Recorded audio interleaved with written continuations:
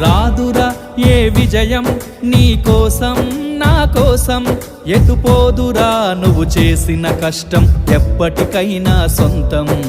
కాలంతో పయనించేవాడికి కానిది ఏముంది, సాధనతోనే సాధ్యమవ్వునని సదాశయంతో సాగర ముందుకు. రాదురా ఏ విజయం నీ కోసం నా కోసం, ఎటుపోదురా నువ్వు చేసిన కష్టం ఎప్పటికైనా సొంతం.